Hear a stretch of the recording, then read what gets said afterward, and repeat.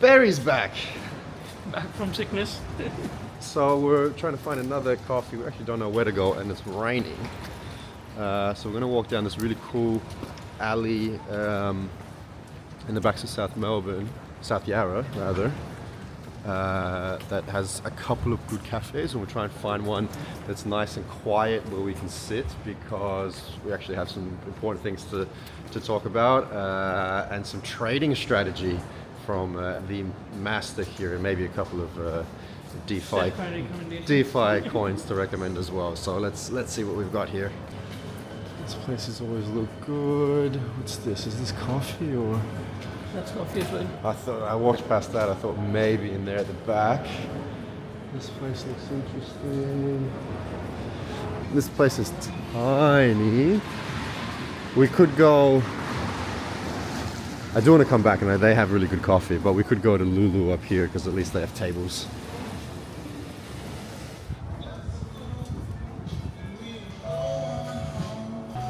I'll get a batch brew. Do you have a batch brew?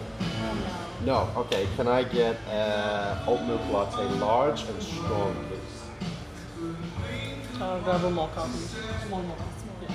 Thank you. Coffee and crypto, not hot chocolate and crypto. Alright, shit. So that was a fail. That was a fail because it was way too loud in there. So we're gonna try and find a quieter place. So we actually recorded the whole podcast, had coffees, played it back quickly, and it was just way too loud. So we're gonna go have another coffee. This is your third for today. Third for the day. And trying to remember what we talked about. If it doesn't turn out well, then I promise you the first take was way better.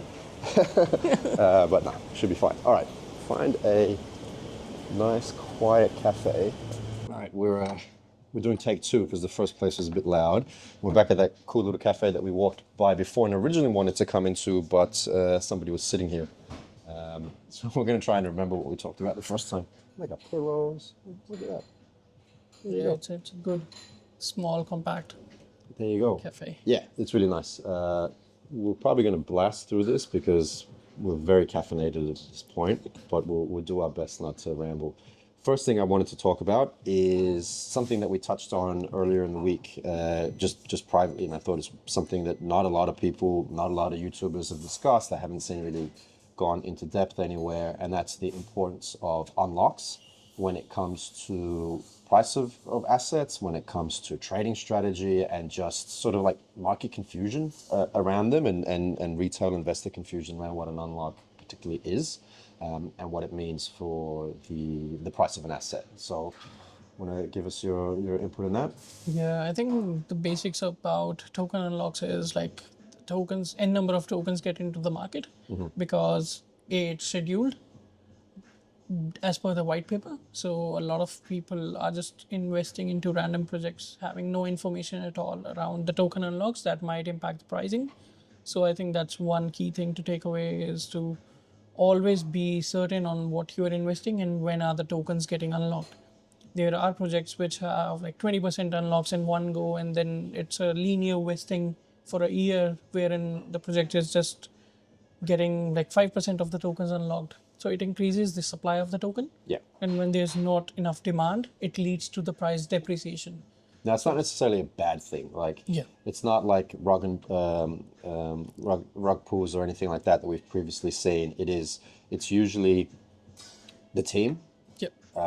So it's sort of similar to employee options. When you enter a startup, quite often you get employee option shares that you can execute after a certain amount of time. It takes like a year or two to vest, Yep. and then you get access to them, and of course you can sell them because you want to buy a car, you want to buy a house, or you've left the company or whatever. Yep. So this is quite similar to that. So a lot of the time it's teams that have been working for 3 years on something, and it's the first time where they're taking profits or perhaps any sort of pay whatsoever. Thank you. Thank you so much. So they're not necessarily bad, they're not malicious In the intent, yeah. but they do impact the price. Yeah, So it does. it's smart to look at the calendar of when these unlocks happen, and if you believe in a project, you can hold all the way through because the general trend is still going to go up. But it's smart to look at when the unlock's going to happen, sell right before. It will probably result in a dip, and to purchase back up. And you Yeah. can sort of like almost mimic that swing day Swing, trading, but yeah. around a longer term. Because some of these unlocks happen monthly, some happen On a quarterly, day-to-day basis as well, there are some happen on a linear day to day. unlocks. Yeah. Yeah. So there are. Thank you so much. So CoinMarketCap has integrated token unlocks tab as well on a lot of tokens. So there's new information available on those. So even if you want to invest in any project out of top 10 or top 20, you are having now that information available directly on CoinMarketCap. So that's a very good initiative by the CoinMarketCap team, I think, that really discloses what token unlocks look like for certain projects, and that We might link leads to to that. We'll yeah, link to that in the we'll link comments to because that. it's sort of buried there. Yeah. But it's I think it's a really powerful tool Yeah. for when you really believe in a project, and also just for you to have an understanding of, hold on, why did my project dump? Don't panic sell. There's just been a token unlock, and I think Probably, yes. a lot of the time, if it is a good project, utility based, obviously not like mantra, but if it's a good project, then you'll see some. Yeah. I think Some there, fluctuation in that price, and that explains it. And And- don't panic sell. yeah, I and think that, at this point, it's really important at this point in the cycle. Don't panic sell, because like we're on the cusp of these projects. If you're holding good projects, you will. It's not financial get advice, rewarded. not financial advice, but you should be getting rewarded within the next couple of months. So don't panic sell now. yeah, and I think a lot of tokens that recently listed in 2023, 2024 bear market of all caps, all coins, I think that have led to like their projects having 97% depreciation from the all-time highs. Yeah. And that has mainly happened because of the token unlocks that are just coming You into see the it all market. the time. You see like it's coming up, and you go, "Oh, the good old days," and now And then we're sort yeah, of like keeps back on bleeding, right? So making higher lows and lower lows. Yeah.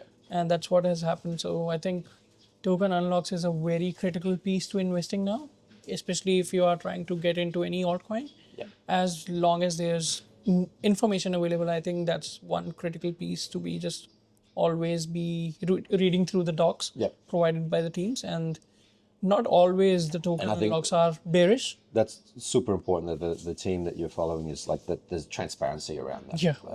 And that you know where these unlocks are going. Because some of the times, especially on a newer project, this could be also the first time that early adopters or early investors that taking did the like a participate in ICO, IPO, are unlocking, and they probably do want to dump, because as an investor, the point of investing in something, especially Very early early. investors, VCs, very early, is to get profits, right? So you may see a bit of a dump there, but if otherwise the project has been trending, or if it's a project like Ondo that's in the best interest of these early VCs, that it continues bullish, then Yep. it might not have that much of a price impact. Yeah. That's what I've seen. I think a lot of new projects that really are getting the utility delivered Yeah, are not dumped that much because the supply keeps on increasing, but there's a concurrent demand to counter the supply.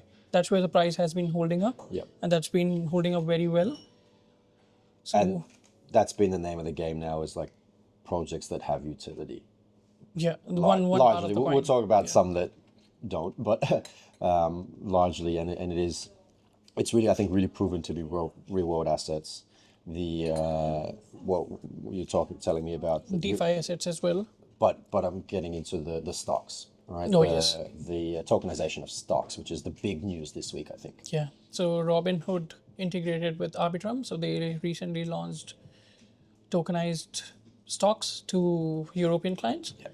And that's more than 200 million users opened to 24/5 support on the tokenized assets, rather than having the traditional side where it's like trading for like 8 hours a day, 8 to 5. Yeah, that's That's huge. it. And now it's 24/5. That's And huge. those stocks can be traded from anywhere, Yep. as long as like there are 61 stocks that So- are launched. Just to be clear, this means that stocks that have traditionally only been available in the stock market and US stock now market, yeah. US stock market, and now open to European investors to begin with, 24/7 and 24/5. Yeah. 24/5 and on the blockchain. Which I think when we talked about real world assets, a lot of people were thinking houses and cars and artwork and things Yeah. like that we had last run, but stocks are real world assets, and I think this introduces a new audience into trading stocks, and this really is a sign of the future. And we left the elevator down, and you showed me Ondo have announced that they're going to do the same thing. Yeah, so Ondo just tweeted like 15 minutes ago that they are also coming into tokenized funds, tokenized stocks, and on Ethereum as well as Solana. So Yeah. they want to just go multi-chain straight away. That's one thing Ondo just tweeted. So I think this is gonna be leading to a very high competition Yeah. across the tokenized stocks and the tokenized fund market. So Robinhood went with Arbitrum, which Arbitrum. we've just listed on day 1X. Yeah. Which is going to be huge for that ecosystem. It's a smaller ecosystem than Ethereum and Solana, so I think that has the more upside. Like if you're going to invest in one of those three based on this news, I think it would be Arbitrum. Yeah, I think Arbitrum is really leading the DEX or the DeFi side of like, especially on the layer 2 on Ethereum. So I think it has the most number of volume that's been traded on Arbitrum. It is one of the scalable chains, scalable L2s. Quicker than available. cheaper than Solana now as well. Yeah, and Robinhood is trying to build their own native L2 chain on Arbitrum, on top of Arbitrum. So I think they have recently launched only on Arbitrum just to start off with. Yep. And the bigger goal is to have Robinhood's their own native chain, which enables them to just go 24/7 in the future. huge. With that'll be used for Arbitrum as well to get the revenue or the fee collected from all those tokenized stocks. I'm not sure about the commercials what they've signed internally, but that opens good revenue offering to Arbitrum. Yeah. So that's one thing. And the other thing is like Solana recently, a couple days back, X stocks is also live, which is essentially 61 stocks right now live on Solana chain, backed by Pact Finance, and which enables you to buy any stock on the top, like US stocks, namely Apple, Tesla, X. So they have X at the back, depicting that they Yeah. are blockchain based stocks. Free transferable, that's one key component to it. 24/7 trading, that opens like a huge wave of liquidity to all those stocks as well. And then I think there's new markets emerging wherein you can put it as a collateral, borrow against your Tesla stock. So that's a think- new wave of things coming, Well- and it's a very exciting to see. What all those becomes developments. massive in that is when we're at the end of the bull run and people have made all these profits on Bitcoin and they're looking to cycle out of crypto into more traditional stocks, they can now do it on the blockchain rather than having to off ramp and then work out how to buy stocks. Yeah. They can just trade probably on the same platform Yeah. in the same way that they're already familiar with and just get into that market, ride through the bear, but also vice versa. Yep. So you have like people that make money on Nvidia cycling out and perhaps buying Render or NEO or something like that. To get the more risky to get more of the, or The taking beta some of play. their profits, and then everyone's looking for the 1000x, right? Exactly. So I think that's where this liquidity shift or the liquidity displacement leads to, and this certainly helps crypto market to get bigger as the liquidity flows from the traditional finance to crypto. Yeah. And it's very seamless transaction. Like you even as a user don't even get to know like what's the backend behind it. Yep. You just click on a button and the transaction gets executed on Arbitrum or Solana. Yep. And as a front end user, you don't even get to, and it's a very seamless experience. So that's Which is what I've Web3 always has talked been about. plugged Like it really Yeah. takes off when you no longer talk about the tech and just talk about the end use, right? So you're Exactly. going to be purchasing this, you're going to be doing this, and you no longer have to explain. But it's through this, it's through that. It's just adopted, seamless in the back end, and providing a quicker, cheaper, and better user experience. That is when at that transparent point, and as well. at that point, we have mass adoption, right? Yeah, and I that's think already happening. that's already happening. That's also a traditional payment, like American Express is rumored to be doing Ripple and sort of always been the promise of. And I think we're at the point now where a lot of those promises and pie in the sky thinking from last cycle are really Getting fulfilled. fulfilled, or at least the roadmap is being solidified on how to get there, Yeah. and- which I think speaks to longevity.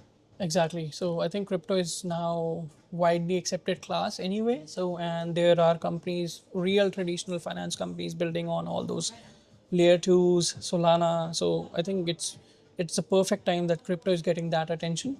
Yeah. But I think overall that leads to a big wave of liquidity coming into the market, which enables crypto to get into a bigger asset class, taking a big pie. And I think that's where BlackRock or Ondo comes in, and they have explicitly mentioned that the world or the future is tokenized, right? Yeah. And that's already happening in front of our eyes, and it's a massive success to blockchain technology, especially because it's a real world use case now. Yeah. So I think that's the biggest news for the week. I think we're still trying to figure out, like in the case of Ondo, I've been a big supporter of Ondo. I've always said I've been a big supporter of Ondo, and in full transparency, I hold a bag of Ondo, but I'm still in the dark about how this Ondo news affects the price of Ondo itself, because you don't need the Ondo token to execute any of these.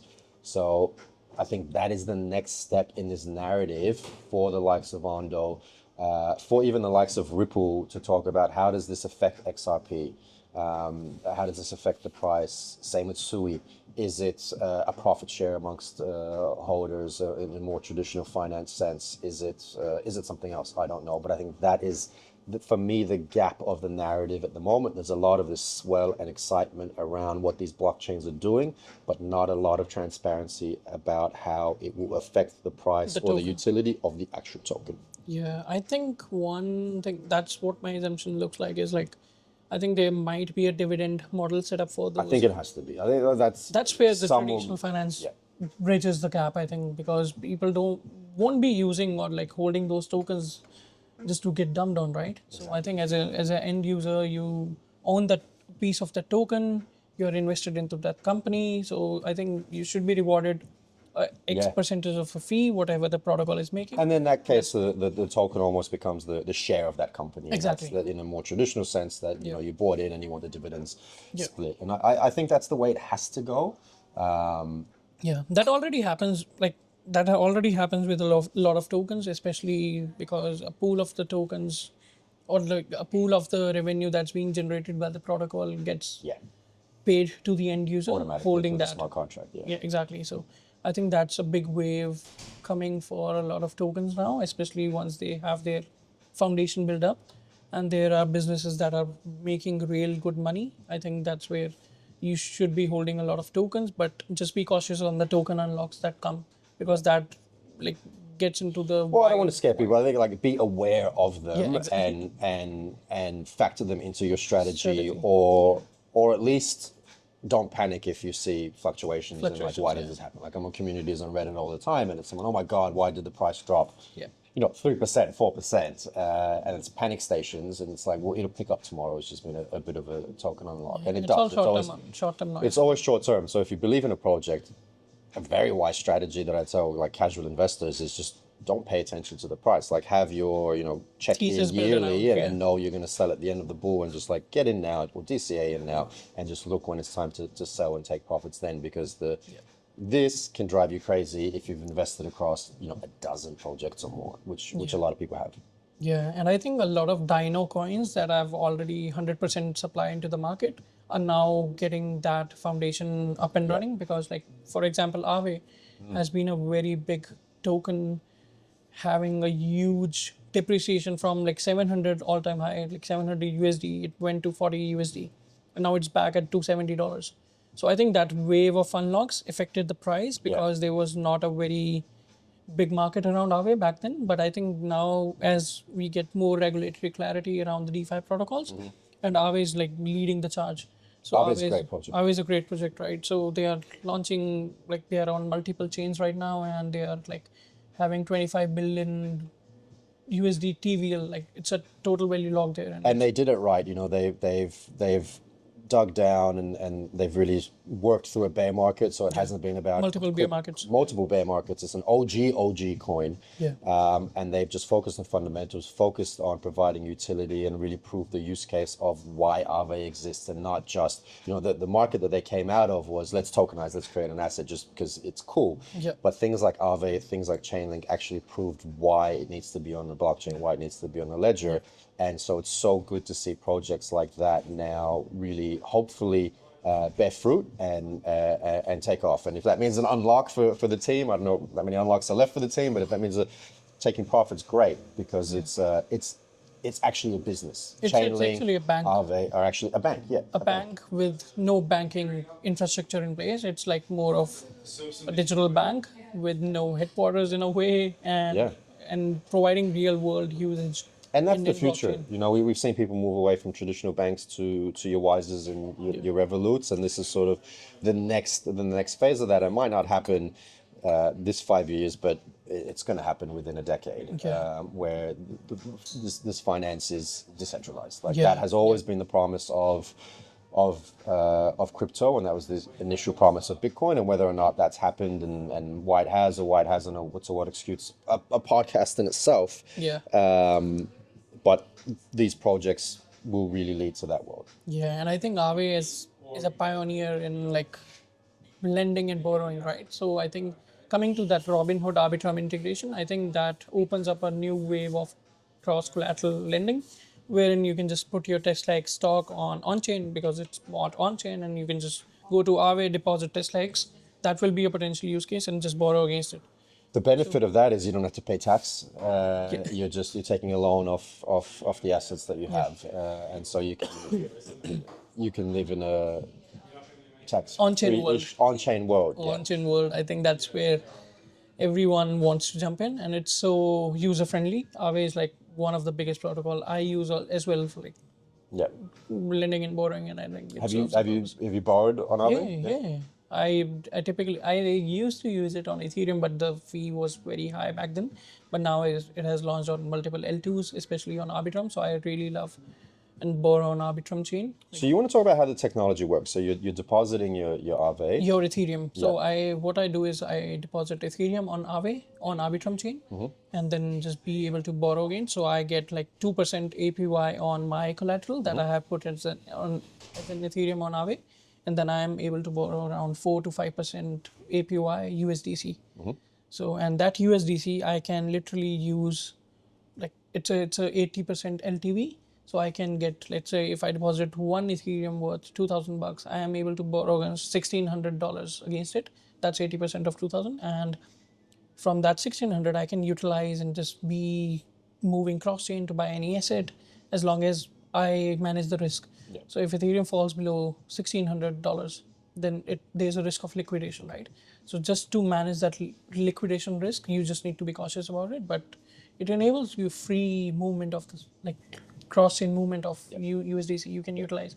So if you're a big believer of certain projects, like if you are a big, just like Matt, right? So he's a big ETH whale, for example, and he wants to hold ETH, but he wants to utilize that liquidity. You can just go on Aave, deposit Ethereum, buy against ETH. It means and you can hold it, for the retail point of view and for the average user point of view. It means that when you want to buy a car or a house or something, you don't have to sell what you're Ethereum. holding. You don't have to sell your Ethereum. You don't have to sell your Bitcoin. You don't have to sell your assets.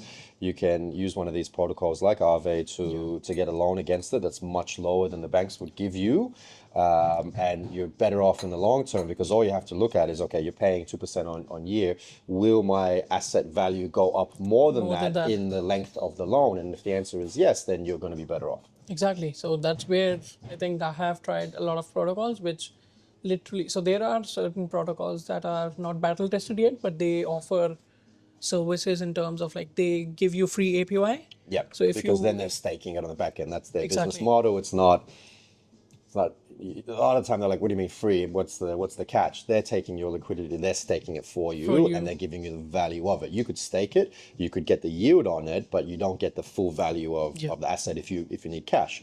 So this way, they're giving you the value, they're staking it, and they're making the money that way. Exactly. So there are now a lot of protocols on multiple chains. You can compare the pricing, you can compare the lending and borrowing rates, and you just be smart enough to utilize and just arbitrage on those rates as well. So that's another use case on like on-chain lending and borrowing. So I think Aave, like it just sits at around 4 to 5 billion market cap right now, and the TVL is like total value logged is certainly sitting around $25 billion. So it's way undervalued right now. Okay. That's what I see, especially after the SEC. You showed me comment it's on got the DeFi. beautiful cup and Cup and handle. handle, yeah. Beautiful cup and handle, so it's ready to explode. I think so, yeah. So I am personally predicting a price of like $1,000 plus on Not that financial token. advice. Yeah, it's not financial advice. Do your own research, but I am a big bull on Aave. Yeah, cool. I think what I've really loved is the real world asset and the seriousness that the blockchain has now developed, and we saw that as well this week in Say. Yeah. We're carving out a niche in gaming. I think last cycle we had all these gaming tokens that were developed essentially for a game and then kept that marketing, kept the name, and then try to build an ecosystem around it. Whereas Say is really going, no, we're going to be the ecosystem first for the token, and have had absolute massive growth.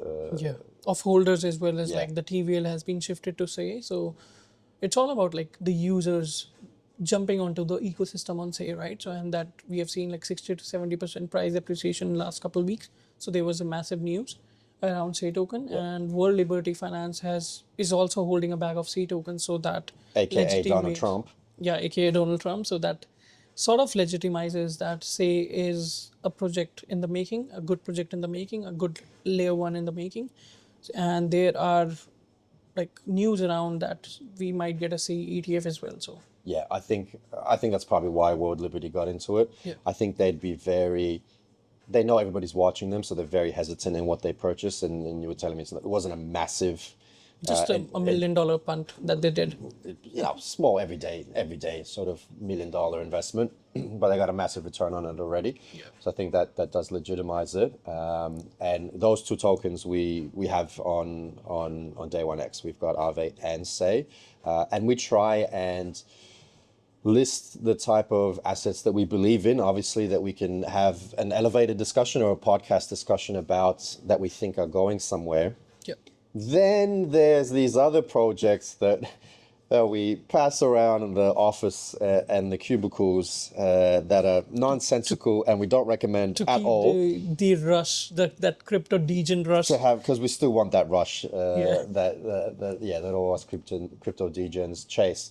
This week's recommendation, not financial advice at all, Is useless. Useless. So that's a new token that has recently getting the crypto attention. So the website is fantastic.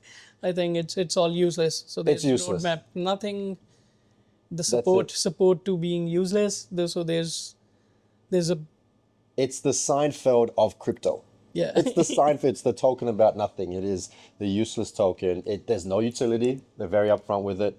Look, there's been other projects that have tried to do this. I think They have pulled it. they've pulled off the marketing around it. The website, the uselesscoin.com, looks really, really great. The community support's been there. I woke up today and I saw like a dip. I thought we were being rugged, but no, it went straight back up.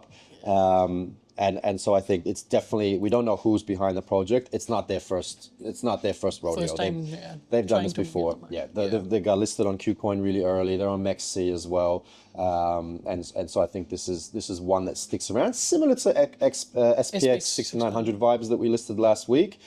This one's on Solana, but it's completely useless. What does it do? Nothing.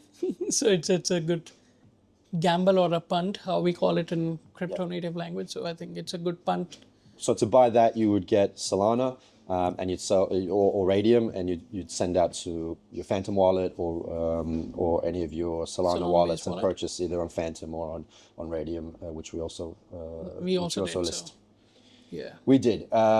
It's weird. Like, I'm not gonna say how much you invested. You invested a little. I sort of like doubled what you invested, and then Maddie came across and doubled that, and it's been passed around the office. So if we disappear, it's probably because somebody's gotten annoyed with us for pumping useless. But we swear we're not behind the project. It's fun. I think it's really fun project. It's fun, yeah. And we need that crypto fun. So that's where what we live for, right? Yeah. I think, so now crypto is it's getting mainstream as well as it's getting the meme stream. Yeah. So I think that's where I love the perfect combination. Yeah. If you want to go for real utility-based assets, we have got Aave or Ondo for the likes of it, wherein you can utilize blockchain technology for what it was meant to be doing. Yeah.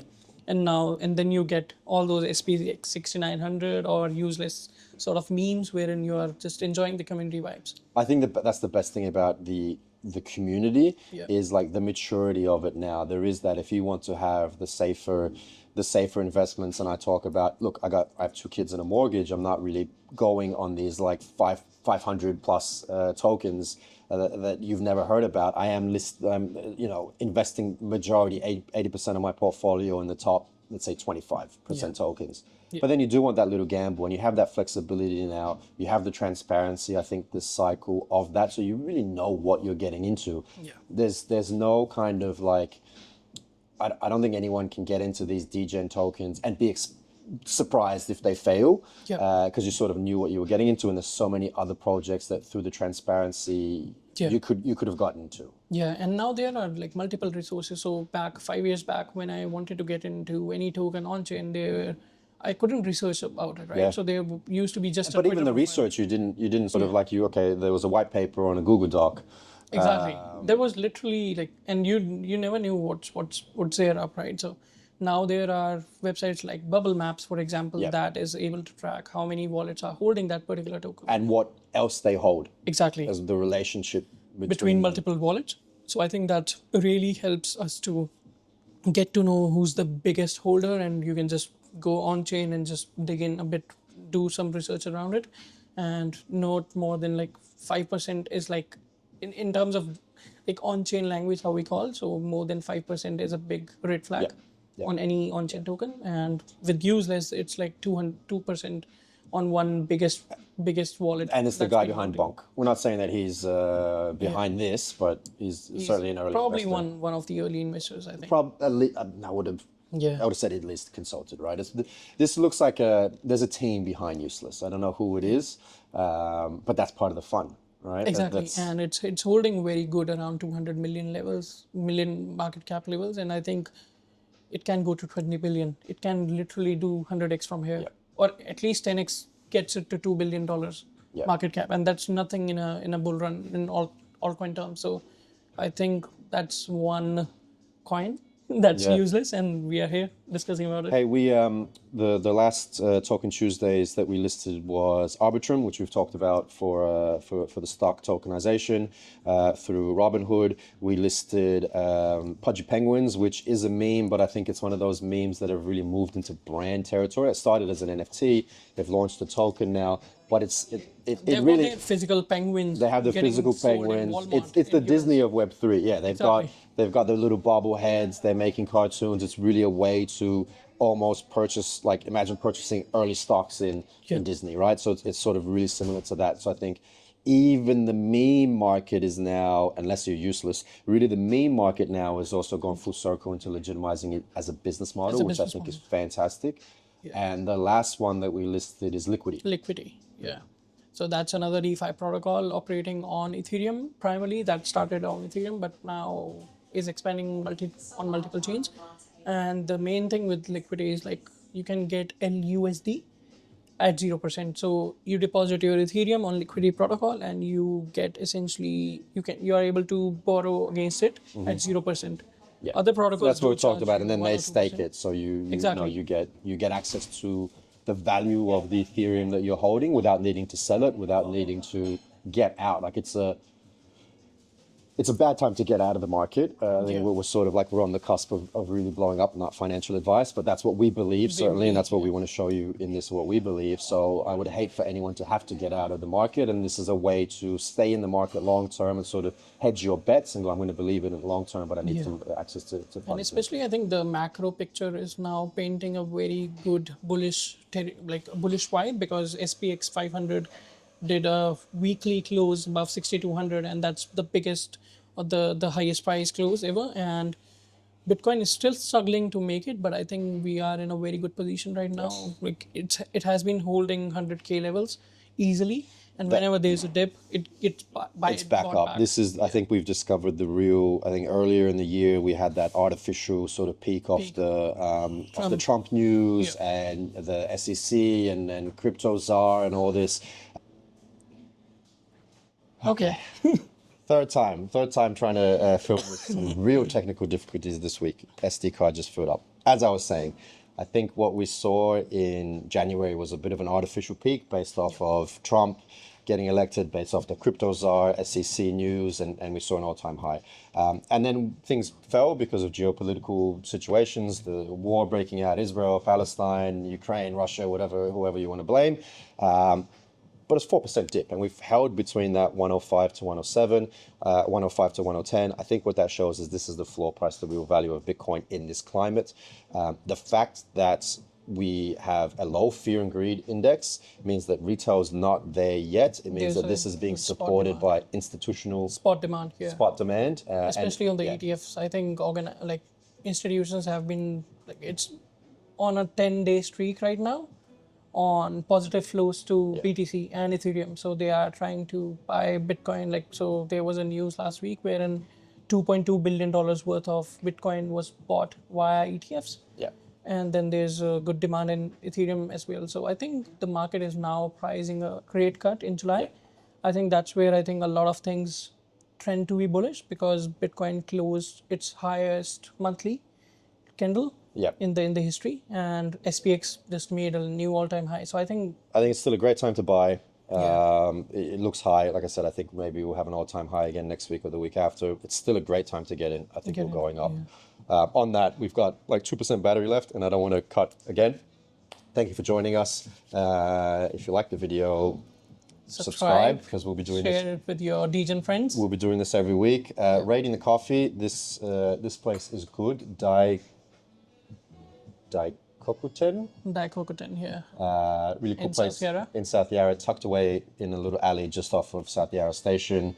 No batch brew, No batch brew, yeah. But, and no syrups no for the syrup. coffees. but it's okay coffee. Really cute little spot. I think like if we redo another place, we'll come back here because really, really cool vibe.